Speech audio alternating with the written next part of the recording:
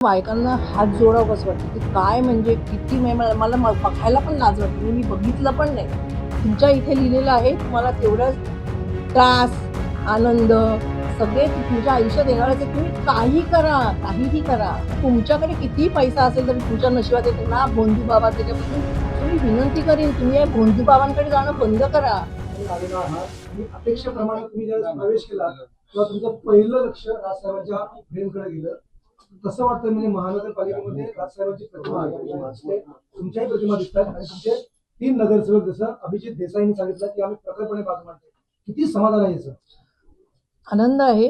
मी राजसाहेबांचा photo बघितला कारण मला आठवतं तुम्ही आता एंट्रीला सांगितलं की साहेब जेव्हा शिवसेनेत होते विद्यार्थी सेनेचे अध्यक्ष त्यावेळेला पहिला विद्यार्थी सेनेचा महापौर झाला होता नवी मुंबईत संजीव नाईक. त्यावेळेला मी पहिल्यांदा आली होती साहेबांबरोबर आणि त्याच्यानंतर आज आली. सो मला खात्री आहे की लवकरच 3 वरनं आम्ही तिथपर्यंत पोहोचू. नवी मुंबईमध्ये आपलं स्वागत आहे.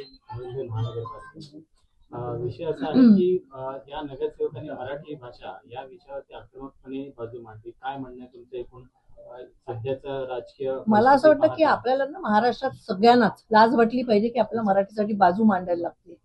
साहेब भाषणात प्रत्येक वेळेला सांगतात तुम्ही कुठच्याही स्टेटला जा, कुठच्याही भारतातल्या स्टेटला जा, तुम्ही फक्त भारतच रिस्ट्रिक्ट करू नका, तुम्ही जगभरात कुठेही जा. तुम्ही जपानला गेलात तुम्हाला जॅपनीजच बोलायला लागते, चायनाला गेलात तर तुम्हाला चायनीजच बोलायला लागते. माझी मैत्रीण आता स्वीडिश नॅशनल झाली, तिला सांगितलंय 6 महिन्यात स्वीडिश शिकायला पाहिजे तरच तुमची नॅशनॅलिटी राहील. मग आपणच का असे मागे राहतो आणि आपल्याला का लोकांना सांगायला लागतं की तुम्ही मराठीत बोला किंवा मराठी शाळा बंद करू नका? ही फक्त मराठी भाषिकांचीच का एवढी हलगर्जीपणा असतो मला कळत नाहीये.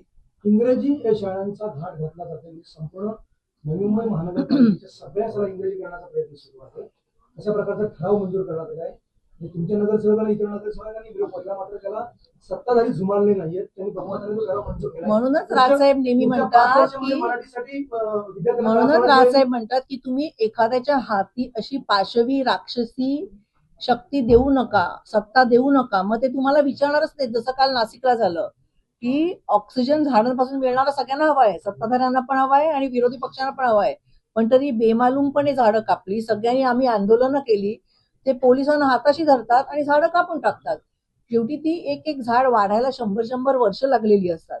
आणि असं काही नाहीये की नाशिकला जागा नाहीये कुंभमेळ्यासाठी. नाशिकला वर्षोनवर्ष कुंभमेळा होतो, दर 5 वर्षांनी होतो. आम्ही सत्तेत होतो तेव्हाही झाला होता. ती जमीन कुठे गेली? म्हणजे जमिनी मोकळ्या करायच्या कुंभमेळ्याच्या नावाखाली आणि कुंभमेळा संपला की त्या जमिनी विकून टाकायच्या. तर कालच तुम्ही एक व्हिडिओ व्हायरल केलाय की कुंभमेळ्यासाठी जो फंड काढलाय त्यातला कसा कट वरपासून खालपर्यंत मंत्र्यांना जातोय. मला असं वाटतं की तुमच्या हातात ही सत्ता आहे, जरी तिकडे सत्ता नसेल तरी तुम्ही ती वाजवत राहिली पाहिजे, गाजवत राहिली पाहिजे. लोकांना कसं आहे की इतके दिवस सोशल मीडियावरती त्यांनी आपण म्हणतो अंधभक्त त्यांनी जो काय धुमाकूळ घातला होता, तुम्ही लोकांना जाणीव करून दिली पाहिजे की रियालिटी काय आहे. की मराठी शाळा, माझं म्हणणे मी असं म्हणत नाही की कोणीच म्हणत नाही की तुम्ही दुसरी भाषा शिकू नका, इंग्रजी भाषा नक्की शिका, पण मराठीला कशाला नाही शिकवत? लहान मूल 2 भाषा शिकू शकतात. तर माझ्याकडे पण लहान मुलं आहे, आम्ही सगळे त्याशी मराठीत बोलतो, तो मराठी बोलतो. दुसरीकडे कुठे पार्टीला गेला त्याची कोणी हिंदी भाषिक असतील तिथे हिंदी. कसं आहे लहान मुलं आहे ते स्पंज सारखं असतं, तुम्ही 2 भाषा त्यांना शिकवूच शकता. त्याच्यासाठी मराठी कशाला काढली पाहिजे? एक इंटरनॅशनल लँग्वेज जी जगभर चालते, भारतभर चालते म्हणून इंग्लिश, आणि जी आपल्या स्टेटची भाषा आहे ती मराठी, ही शिकवलीच पाहिजे. पक्षाने तुमच्या अल्टिमेटम दिलेलं आहे की पुनर्विचार करण्यात यावा. आता मनसे स्टाईलने तुमच्या स्टाईलने कसं आहे आम्ही आंदोलन करू, तोडफोड करू, पण आमच्या मुलांना पण आम्ही किती काळ तुरुंगात पाठवत राहणार? जसं टोलचं आंदोलन झालं, तुम्ही नेहमी म्हणता की टोलला काय केलं, 7 टोल बंद आमच्यामुळेच झाली. आज सगळे 4 मुंबईत येणारे एंट्री पॉइंट्स बंद केले, ते आम्ही तेव्हा आंदोलनं केली होती म्हणूनच ते सरकारवरती दडपण होतं. पण तुम्ही हे विचार कधीच करत नाही की आमची मुलं जेव्हा आंदोलन करतात तेव्हा हजारो मुलांवरती केसेस पडतात, हजारो मुलं आत जातात, हजारो मुलं पोलिसांच्या लाट्याकाट्या खातात. त्यांना कोण बघतं? तुम्ही येऊन बघता? कोण नाही बघत. का मराठी माणूस बघतो, जो जाणार येणारा फ्री आता जाणार आहे तो बघतो. शेवटी आम्हाला पण आमचा पण खिसा बघायला लागतो की आम्ही किती काळ ह्यांना वकील पुरवू शकतो, किती काळ आम्ही आंदोलन करू शकतो. तसंच आहे ना आता मराठी शाळांचं आम्ही आंदोलन करणार. तर साहेबांनी परवा हिंदी विरोधी मोर्चा काढला, हिंदी मागे घ्यायला लावली, पण जसं मी बोलतो की पाशवी सत्ता त्यांच्या हातात गेली ना, की ते तुम्ही करत राहा आंदोलन. आता नाशिकला करत राहा आंदोलन. लोक रस्त्यावरती उचलून झाडं घ्यायच्या पाठी बसलेत बोर्ड घेऊन, पण ते कुठे ऐकतायत लोक तुमचे. तुम्ही मतदानाच्या वेळेला तर विचार करा की तुम्ही कोणाला मतदान करताय. एक महत्वाचा मुद्दा की मुंबईला खड्डेमुक्त करण्याचं आश्वासन अजूनही कागदावर आहे. आज पुन्हा 100 कोटींची निविदा होणारच नाही हो. ते पैसे मिळणार कसे?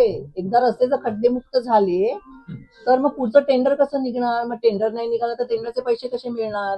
आज तुम्ही ज्या चॅनलच्या माध्यमातून कुंभमेळ्याचा पैसा कसा वाटला जातोय करप्शन मध्ये, ते तुम्हीच कोणीतरी डिक्लेअर केलंय. कोणतरी एक माणूस मला ते तिकडचाच IAS कोणीतरी ऑफिसरनी बाहेर काढलंय.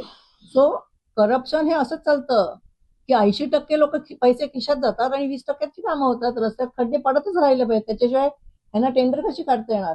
राज्यामध्ये कायदा सुव्यवस्था अहो आता ब्रिज, आता तुम्ही सारखा आमचा टिळक ब्रिज बघा, ब्रिटिशांनी बांधलेला. तुम्ही टाउन साईडला जा, ब्रिटिशांनी बांधलेल्या बिल्डिंग आहेत 100 वर्ष जुन्या. त्यांनी सांगितलं की आता बिल्डिंग किंवा टिळक ब्रिज पडू शकतो, पण तरी तो अजून उभा आहे. आणि आता ह्या सरकारच्या 14 वर्षाच्या काळातले किती ब्रिज पडले बघा तुम्ही. 8 महिन्यात ब्रिज पडतो. तुम्ही हजारो कोटीची टेंडर काढता, हजारो कोटीचे ब्रिजेस बांधता आणि 8 महिन्यात ब्रिज पडतो. बरं पडतो तो पडतो. कोण आत गेलं? कोण तुरुंगात गेलं? कोण कॉन्ट्रॅक्टर तुरुंगात गेलं? कॉन्ट्रॅक्टरच्या मागचा आकार तुरुंगात गेला. तिकडचं स्टेट गव्हर्नमेंट मधलं कोण रिस्पॉन्सिबल आहे? कोण तुरुंगात जातं? कोणीच नाही. मग हे असं चालतच राहणार. जोपर्यंत अशी करप्ट गव्हर्नमेंट आपण निवडून देतोय तोपर्यंत आपल्या नशिबात असंच आहे. या सगळ्या प्रकरणामध्ये आपण बघत असाल कायदा सुव्यवस्थेचा प्रश्न आहे, महिलांवरती अत्याचार कमी आहे आणि दुसऱ्या बाजूला मन डायव्हर्ट करण्यासाठी कुठले भोंदू बुवाबाजी वगैरे हे सगळे प्रकरण सुरू आहे. मला तर खरं तर या बायकांना हात जोडावं असं वाटतं की काय म्हणजे किती मला बघायला पण लाज वाटली. मी बघितलं पण नाही. इतके लज्जास्पद म्हणजे अगदी काय प्रत्येकाच्या, माझं असं म्हणणं की मी तर तुमच्यातर्फे सगळ्यांना निवेदन करते, प्रत्येकाच्या आयुष्यात तुम्ही कुठलाही माणूस घ्या, सगळ्यात श्रीमंत माणूस पकडा, स्टीव्ह जॉब्स असेल किंवा कोणी असेल, किंवा सगळ्यात गरीब पकडा, तुमच्या इथे लिहिलेलं आहे तुम्हाला तेवढंच त्रास आनंद सगळे तुमच्या आयुष्यात येणारच आहे. तुम्ही काहीही करा असं तुम्ही समजू नका की ज्याच्याकडे खूप पैसा आहे. आता माझ्या स्टीव्ह जॉब्सलाच कॅन्सर झाला होता ना आणि गेला. सो तुमच्याकडे किती पैसा असेल तरी तुमच्या नशिबात येते ना भोंदू बाबा त्याच्यापासून. सो मी विनंती करीन तुम्ही या भोंदू बाबांकडे जाणं बंद करा. म्हणजे आमच्याकडे इतकी लोक आली होती, मी नावं नाही आता घेणार, त्यावेळेला आमचे 13 आमदार आले तेव्हा माझ्याकडे इतके लोक आले होते भोंदूबाबांसाठी. मी त्यांना भोंदूबाबा म्हणते. तेव्हा ते स्वतःला ब्रह्मा विष्णू महेश, विष्णू लक्ष्मी पार्वती काही स्वतःला म्हटलेलं असतं. मी सांगितलं थँकफुली माझा नवरा पण तसाच आहे. आम्ही सांगितलं आमच्याकडे कोणी आलं तर आम्ही पाया पडणार नाही. तुम्हाला आम्हाला भेटायला यायचं तुम्ही भेटायला या. प्लस आमच्यावर फोटो काढून लोकांना जर सांगितलं की आम्ही तुमचे भक्त तर आम्ही तिथे तुम्हाला येऊन कान फटवणार. सो आमच्याकडे कोणी येतच नाही किंवा आम्ही पण कोणाकडे जात नाही. सो माझं लोकांना विनंती आहे, भोंदू बाबा फसवतात म्हणजे तुम्ही पण व्हिडिओ बघितले असतील. कोणती बाई बेशुद्ध दिसते हो तुम्हाला? काय म्हणजे काय चाललंय? आपला समाज कुठे चाललाय? म्हणजे आपण महाराष्ट्र हा समाज सुधारक किती लिस्ट आहे हो आपल्या, संतांपासून हुशार माणसांपासून सायंटिस्ट पासून साहित्यिकांपर्यंत. काय म्हणजे लोक वेडे झालेत का काय कळत नाही मला. मॅडम बरं काय हा भोंदू बाबा तुमच्या काय नवऱ्याला प्रमोशन मिळवून देणार आहे? काय बदल्या करणार आहे? बरं काय किती पैसा खायचा आणि इथेच ठेवून जायचंय पैसा? तो कोणीही देऊ शकत नाही. एका बाजूला आपण बघताय महाराष्ट्रामध्ये शिवसेना आणि भारतीय जनता पार्टी, शिंदेगड आणि भारतीय जनता पार्टीची होते, तर नवी मुंबई महानगरपालिकेनंतर चित्र दिसत नाही, ते एकमेकांविरुद्ध आसूड उडताना दिसत. तुम्हाला सांगू का, मला सत्ता द्या, मला पैसे खायचेत, बाकी तुम्ही लोक तेल लावत जा, कळलं का? बाकी काही कोणालाही लोकांची पडलेली नाहीये. मी इथे शक्तिवान आहे, मला एखादी सत्ता मी मिळवू शकतो.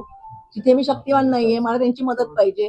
आता हे कसं युतीतल्या लोकांचे हँड इन ग्लोव्ह आहेत हो, की मुंबई पालिकेत त्यांना मदत हवी होती म्हणून घेतली, इथे नको होती नाही घेतली. आदित्य ठाकरेंनी सांगितलं की येणारा महापौर शिवसेनेचा असेल मुंबईमध्ये, तशी त्यांनी तयारी सुद्धा सुरू केली. मुंबईमध्ये आपल्याकडनं काही योजना त्याच्या राबवल्या जाणार? हो, एका नगरसेवकावर कसं काय महापौर? मी बोलणं पण मूर्खपणा आहे ना. महापौर नाही पण एक आपली ताकद वाढेल. ताकद वाढवायची ती हेच वाढवणार कामं करून. जसं बोलली की ह्यांच्या कामाने मी पण आता फेसबुकवर बघते की हे मी यांना प्रत्येक वेळेला फोन करते की तुम्ही चांगले मुद्दे मांडताय. शेवटी हे लोक काम करूनच लोकांचे डोळे उघडू असं आम्ही इच्छा व्यक्त करतो. तिघांना काय उद्देश? काही उपदेश नाही होते, चांगली कामं करते. मी भोंदू बाबा नाही उपदेश द्यायला.